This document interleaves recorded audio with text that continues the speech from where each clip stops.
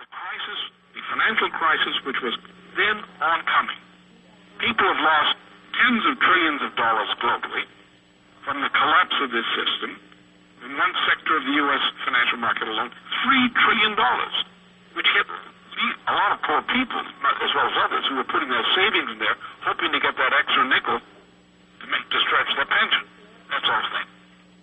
So we have a bubble that's about to bust in real estate now. So these issues are facing, and nobody was paying attention to any of the obvious, massively obvious real issues coming up. So now you've got a population which, if you read the print press, you look at the so-called television news of various kinds, including the stuff that's on this website, and you see absolute gibberish and idiocy.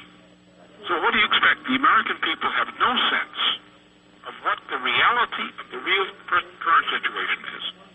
And therefore you have leaders who don't even want to know what reality is. They want to have a fantasy. And it's extremely dangerous. We've got to get cooler heads together now and put some direction into this.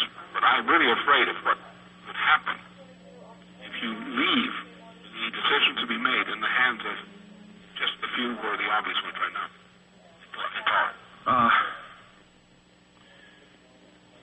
Well, this could, I'm thinking that it's almost impossible for the United States to not do anything. When you looked at what happened in Oklahoma City, nothing on this. I mean, nothing against, I'm sorry for the peoples whose lives were lost and family and such, but this, if it is as bad as I think it is, what happened today, the United States can't just do nothing. Well, the United States, first of all, the President of the United States or someone who's next to him, who's intelligent, should immediately call President Putin of Russia. And between the two of them, they should talk to all the key leaders in France, Germany, Italy, and so forth. Japan as well. Bring the Chinese in on it. The Chinese will have their own reaction, but bring them in on it through a group of leaders and say, this has happened in the United States. You guys all know what this kind of thing means. Now let's put this genie back in the bottle. And that's what has to be done. Then tell the American people you're doing it. Okay? Say, we are not going to allow this kind of situation, which obviously had roots, to continue. We and other nations are going to cooperate to bring this under control. That's what the American people have to hear from the president, or somebody around him, or somebody else in charge. Maybe Don Rumsfeld, maybe Powell, Colin Powell is the guy to deliver that message. Okay? But somebody's got to deliver that message now. A conjoined effort among the now.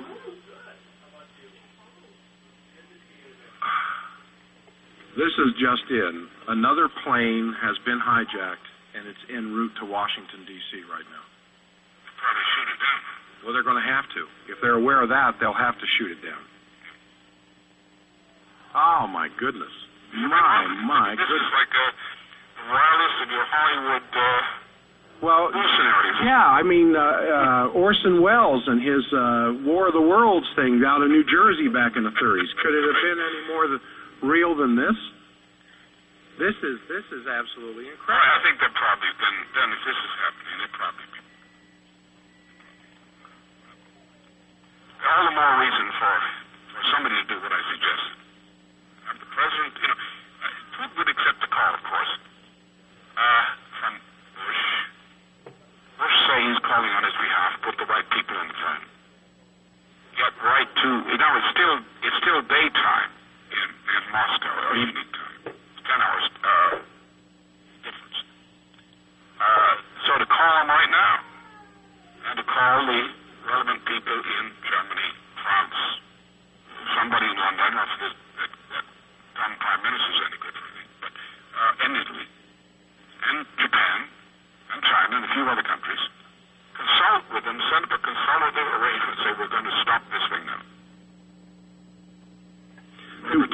we have the leadership, though, to support that?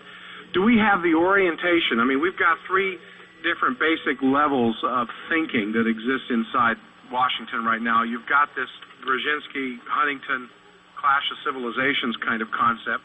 You have Ashcroft and Armitage in that group, and then you've got another group that is a little oligarchical in their design as well, in the sense of bringing everything in totally under control of Wall Street. You know, if you had, I mean, I can't think of a Sergeant York mentality in Washington. I think it's perfectly legitimate for, see, the President of the United States has certain constitutionally inherent emergency powers. Yeah. I would not really declare a national emergency. That's probably the wrong thing to do because it would activate the wrong things. But I would use the emergency powers of the President, and I would use the person of George W. Bush. He's President, after all. I mean, but forget how he got there. He's President. He has got to, as President, to enter into an emergency discussion with prominent leaders of other nations and to try to bring the world community more or less into agreement with it. But quickly. And report that agreement to the American people now, preferably within hours. To bring down that fear factor. To bring it down to that he's got to do something for a change. This guy has done nothing so far as president. This is the time for him at last to shoot that, bolt and do something. All he has to do, he doesn't have to be a genius. All he has to do is call Putin. And I'm sure that he'd get cooperation from Putin. And on that basis, if those two powers, which are the former superpowers, come to an agreement to bring other nations together as a consolidated basis, what are we going to do to stop this show right now to make sure it doesn't get out of hand? Yeah, exactly. And then report that back to the American people. That is exactly my druthers. That is what should happen within hours. The numbers that are coming in right now between the two buildings, 50,000 people work in those two buildings. And they're showing a shot from the Statue of Liberty right now, and you cannot even see Manhattan because of the smoke. This is good. This is a big one. Somebody went for a big one. Well, this is the financial capital of the world that we're dealing with here. Actually, runs the financial capital. Well, okay. It's the image of the financial capital. Right. I agree with that. Sometimes the image is bigger than the real. That's right. And because the image of the United States and the position it holds in the rest of the world, and what New York means to the United States, it's like going for the jugular, or in this case, the carotid. Somebody wants this thing to go out of control. That's why they did it. This is not an attack. This is a provocation. It's a provocation with an intention behind it. To create a programmed reaction from the institutions of the United States. This is not some dumb guy with a turban someplace in the world trying to get revenge for what's going on in the Middle East. Yes. This is something different. Those of you who are interested, you're welcome to call in here and talk to Mr. LaRouche yourself. You won't get an opportunity like this very often. Locally, 254-5855. Utah County, 470-5855. In North Davis, Weber County, 670-5855. I'm going to give you, again, a toll-free number where you can get some more intelligence on all the stuff that we're talking about.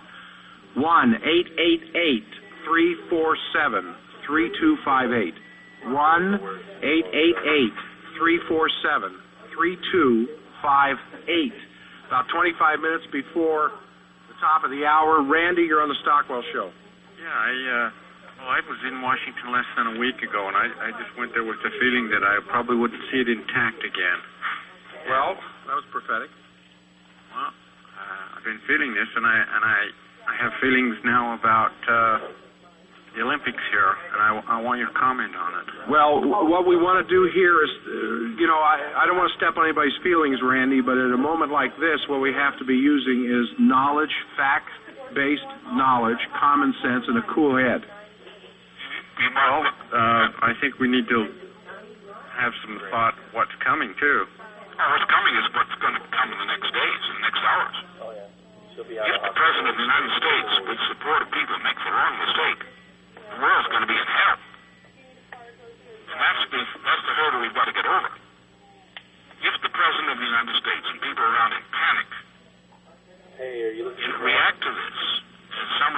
leaks so far that I've heard of Oh, did he? are indicating. All right. And this world is going into hell. So therefore, we have to worry about the next hours. Yes, and what our response is going to be those next few hours. Randy, thanks for your call. Richard on the cell phone, you're on the Stockwell Show. You kind of repeated what I don't want to repeat this. I was worried the Olympics and the security and the risk that we're going to be at in about February. The whole thing is worrisome to me. Everything. But the Olympics was on my mind, and that's what I was going to say. That's fine. That's all right. But the point is, the next hours are going to be decisive. Yeah, I understand that. I mean, the point is, sometimes when you go to the Olympics, think of yourself maybe as in denial. Here, the next hours, the existence of the United States is in jeopardy. Yeah, Then security about the Olympics, to be raised that as an issue, is typical of what people will react to. It's like the, fight forward or go into a foxhole under conditions of warfare. Yes. Well, if you run for president again, I'm voting for you because you get more common sense than anybody I've heard in government any place. So. Thanks, Richard. Thanks. Well, there's one vote from Utah for you, Lyndon. Thank you. Yeah. Helen, you're on the Stockwell Show. Thank you so much, Jack. Mr. LaRouche, this system, capitalism here in the developed countries, has become very expensive for them to invest. They need quick returns on their expensive investment, quick big returns, so that it is cheaper for them to invest in a foreign country and they can wait for long-term results.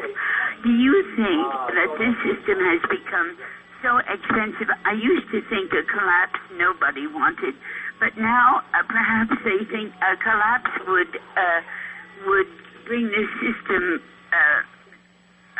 would consolidate their gains.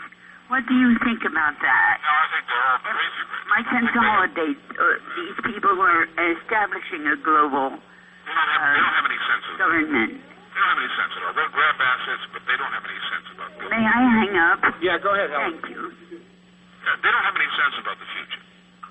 They're that proud. And I don't see, I deal with Washington, I deal with these circles, and they just don't, there's no sense in the leadership of the Republican or Democratic Party. There may be individual exceptions to that, but I'm talking about the party as an organization and the federal government as an organization. They have no sense of anything in the future. They are in lollipop land when it comes to economics. You have made the comment in the past that one of the clear-cut, more obvious descriptions of somebody who simply cannot be trusted in what they have to say regarding economics is someone who has been to economics school. Well, generally, there are a few exceptions of people who studied economics who have the sense to know what they don't know. Yes. That's where I find sensible people. Those who think they have all the answers based on what is taught as generally accepted doctrine, they're dangerous. All right, we're going to go to traffic really quick, and then we'll be right back. Craig up in the north, you'll be next. Questions regarding martial law. Don, the traffic. Hey, thanks. This means there's no panic on the streets in Salt Lake. We've got reports coming in right now of a plane crashing in Pittsburgh. We'll get more information on that here in a moment. Craig, you're on the Stockwell Show. Thanks. Mr. LaRouche, with your knowledge of the protocol for the institutions of government and their reaction to something of this magnitude today, do you have any feelings of martial law? I think it'd be the wrong thing to do. I think we should have a quiet emergency where law enforcement and other agencies act on alert, pull in their reserves to have them available, double check the security, pull security officers who were say on off-duty today back in, go over the files, check, because we don't know what, you're going to have things that are going to go off, not necessarily as a result of any centralized plan, but things that go off simply they are ignited by the kind of atmosphere. You're going to have people going crazy. Yes. You're going to have all these kinds of problems. So therefore, I would say the United States should be mobilized to have a heightened sense of security, but not martial law and not a national emergency. Despite the horrible degree of awfulness of what happened in New York, New York has an emergency. They have a physical emergency that is going to require a lot of assistance. There are going to be other places, if they get hit, are going to require assistance. All right, that kind of mobilization, yes. But keep it calm. The worst thing that can happen to us now is that the nut factor turns loose and complicates what is already a terrible problem.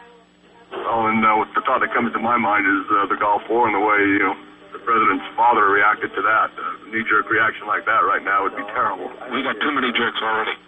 No, we need calmness. That's why I've emphasized that somebody has to, I think, press on President Bush and who's not his father and may have a different reaction. I just left my office building, and the whole office is down, glued around the television, and the fear in the room is just incredible. Thanks, Craig. Craig, thank you. Then you go back there, Craig, and institute a sane, calm mind and make sure that they don't panic. Right. Give them the Roosevelt inaugural address. That's right. Nothing to fear but fear itself. And give them what I told you, what I told them on the air. Yes. Thanks, Craig. Honor talking to you, Mr. LaRouche. Thank you. Good. All right, about 15 minutes before the top of the hour, there is a line available, 254-5855, if you'd like to talk to Mr. LaRouche, an announced candidate already, a pre-candidate for the 2004 presidential election in the Democratic Party. I reported to you a year ago in the Arkansas, I think it was the Arkansas primaries, where the votes were stolen, the kinds of things that were done in Michigan, the things that were done within the Democratic Party to make sure Mr. LaRouche never made it to the convention. And so that they could deliver the cigar store Indian to you, Mr. Al Gore. I don't know if they're ready yet to listen. It's like the old Don McLean song on Vincent. Perhaps they never will, but one thing is absolutely certain, of all the things you've had to say this morning, the thing that smacks me with the greatest amount of truth and reality is this very calm response that must be taking place in all of our minds and hearts right now. Fear can drive people into some of the most bizarre, most ridiculous, most murderous, suicidal behavior imaginable. And they're probably already a certain sector of the country heading for the hills, which is exactly the opposite of what we should be doing at this point in time. And those of you who are listening to this program, listening to Mr. LaRouche, who haven't gone to work, or you're talking to people at work, or talking to family. See, I have a brother-in-law right downtown Manhattan. He's the first one that came to my mind. Well, not downtown. He's a little north up near Cornell. But still a little, my concern, I'll be talking to him as soon as the phone lines can be established, but still, wherever you're talking to family, wherever you're talking to coworkers or whatever else, you must keep a cool head at this point in time. Boy, we have so little facts as to what's happened, and we've been dealt a heavy, heavy blow. 50,000 people work in those two buildings. They're both the buildings are now on the ground. It's probably going to take a month before all this information comes out. Let's go on here. Sharon, you're on the Stockwell Show. Hi, Jack. Hi. I was just commenting on an observation that today's date is 9/11, actually. Oh. It's kind of coincidental. Seems like in tragedies, things like that are coincidental. Yeah, 9/11. Yeah. Interesting. The other thing I was going to say is I live here in Park City, and I don't think the Olympics is a topic for worry. I think our economy and our stock exchange is what we need to be worried about and more immediate. Yes. And I have a future son-in-law who works for Legg Mason in Florida, and he said from what they've heard, it's going to be closed for the whole week. The market? Yes. Yeah, I'm supposed to go to a stock market report here in 2 minutes, and I suspect that's probably what they're going to say, that there is no market. Well, I'm very concerned about the economy, and I know that Mr. LaRouche is very expert in that area, and if he would expound on some of that, we'd be interested. All right, thanks, Sharon. Thank you. Bye. Bye-bye. One good thing we can say about this, if it does close down the market for a week, that it'll take another week for it to crash. Well, the other thing, what you're saying is, the system is going to crash, the financial system. Accept it. Don't say it never will happen. It's going to happen. It's happening right now. What you do is you say, what do we do to save the economy? And to save the economy means that do something that may not have been too popular in much of the Salt Lake community recently. Go back and think about what Franklin Roosevelt did in in a situation which is admittedly less severe than the world faces today in terms of economy. But what he did worked. He took an economy that had been ruined by Teddy Roosevelt, by Woodrow Wilson, Calvin Coolidge, and with all the difficulty he had in doing it, and the mistakes he made in the process, he got the economy out. What we have to do is take that approach. We're going to keep the jobs functioning. We're going to keep the economy functioning. There are ways to do it. Roosevelt pioneered in that direction. We know a lot more of how to do that now than we did when he was president. And we're going to have to do it. It's simply that way. Think clearly. We can always, as a nation state, with the powers of our government and the powers of our presidents, there is no financial or monetary crash which this government cannot bring under control and cannot use the situation to bring about a recovery. So that's the way we have to think about it. All right, we're going to go to the Wall Street Journal report here in just a moment. I don't know if there's, what they're going to be. If it's only for a second, we'll be right back, of course.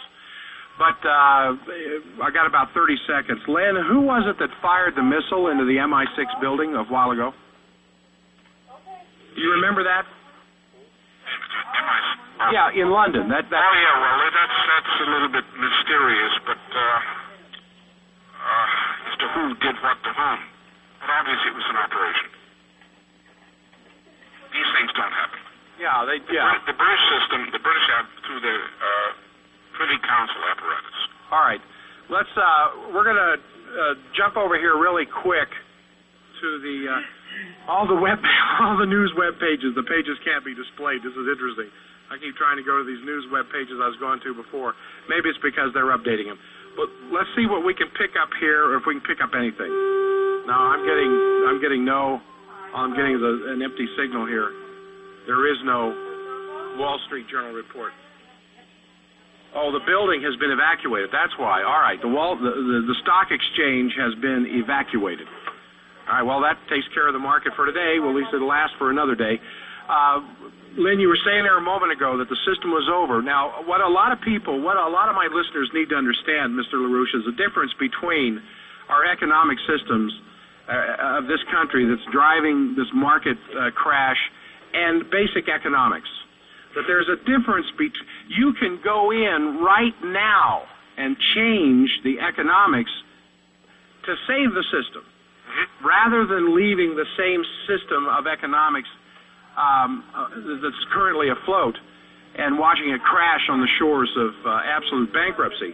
There are things that can be done right now to save our system and leave it intact, or not the system, but the economy of this country, with a drastic change in the system. Very simply, you just use the principle of general welfare, which is as it's actually intended in the preamble of the Constitution. As Roosevelt used that authority, you declare bankruptcy when needed. For example, most of the banks in the United States are potentially bankrupt if they're not already bankrupt. Well, do you let the banks shut down? If you don't, you have the Treasury Department move in on the Federal Reserve System, which is the mother of these things, take over the Federal Reserve System under bankruptcy reorganization, and under the authority of bankruptcy reorganization in cooperation with the states, who also control banks.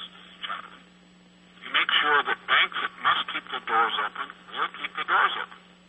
You must ensure that employment is maintained. You must ensure that actually it grows. You must ensure that pensions are paid.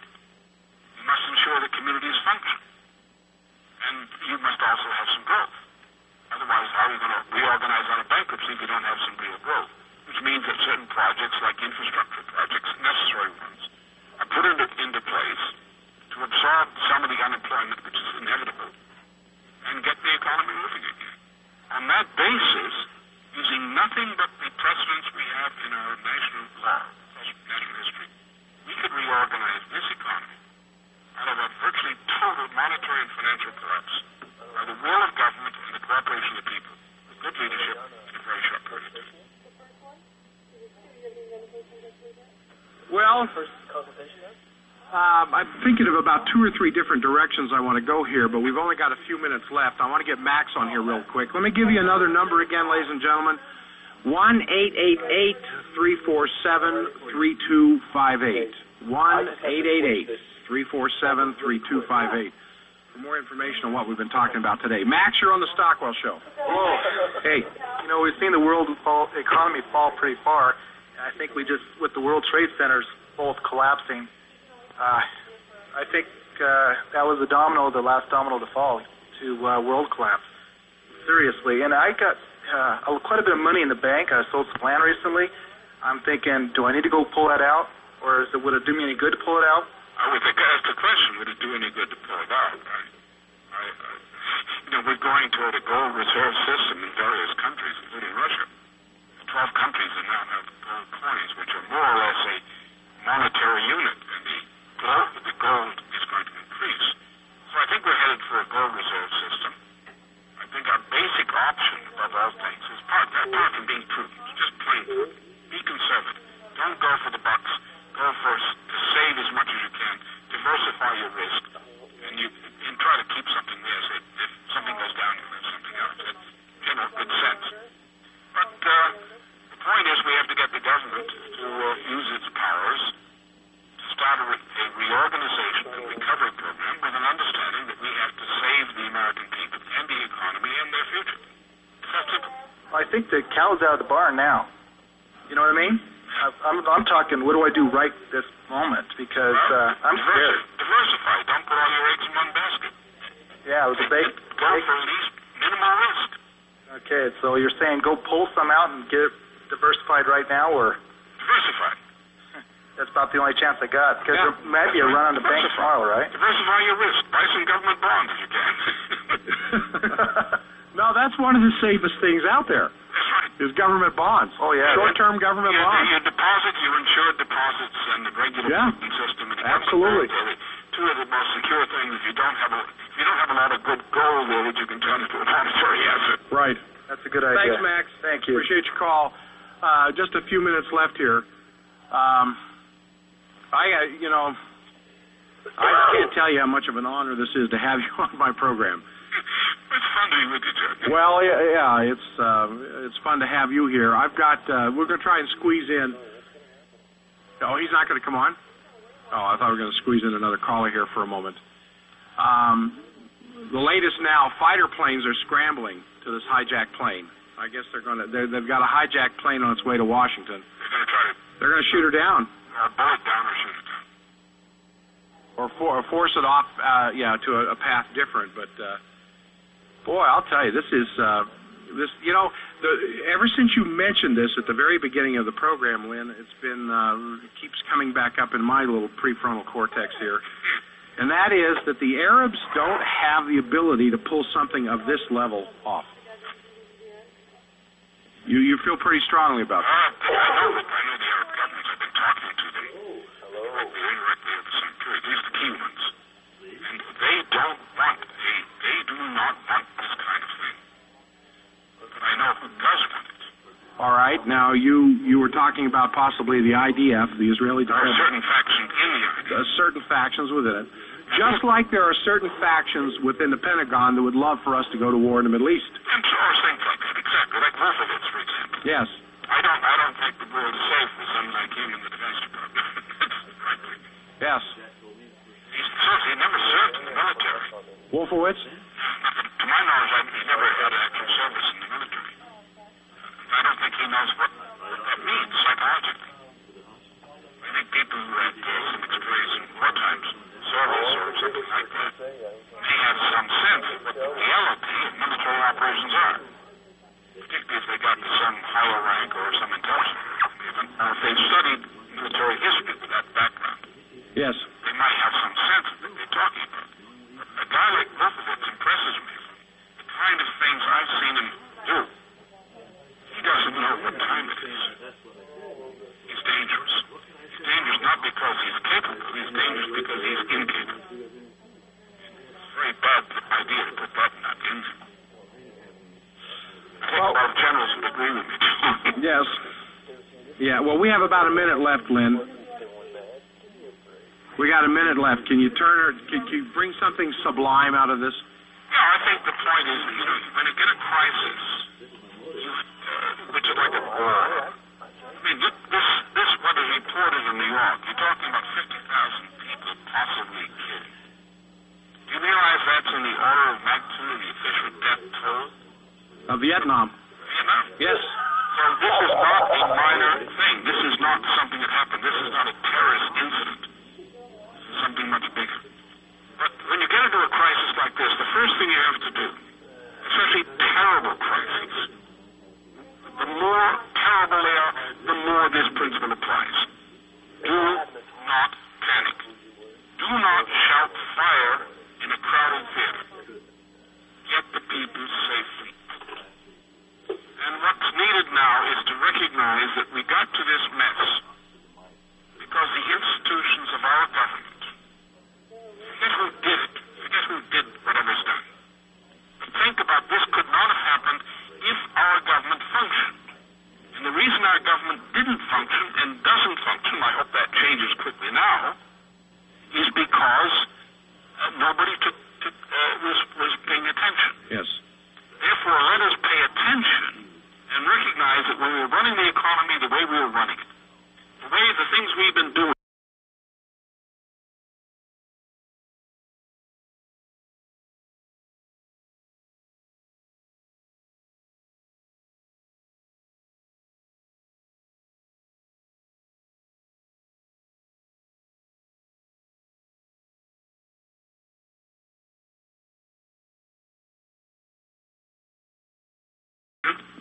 somebody's got to deliver that message now. A conjoined effort among the now.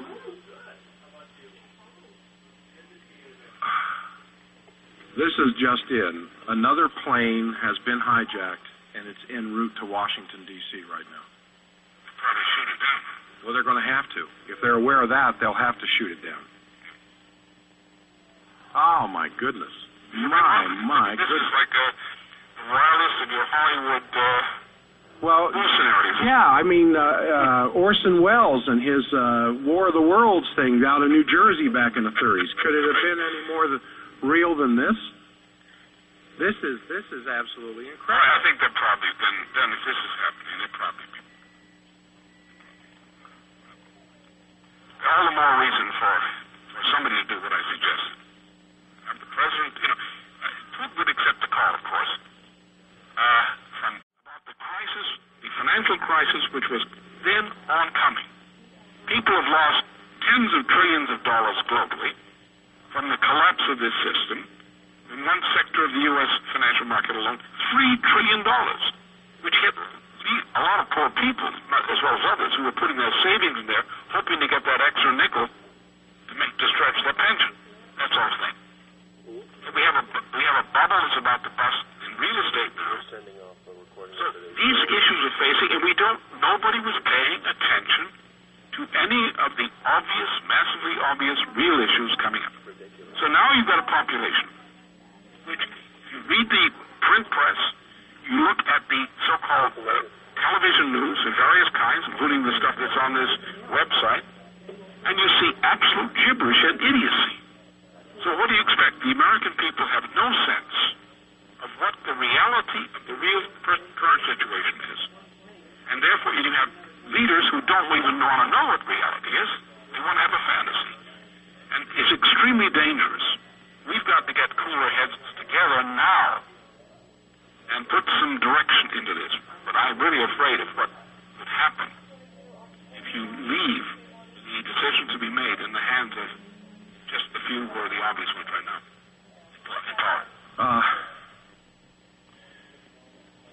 Well, this could, I'm thinking that it's almost impossible for the United States to not do anything. When you looked at what happened in Oklahoma City, nothing on this.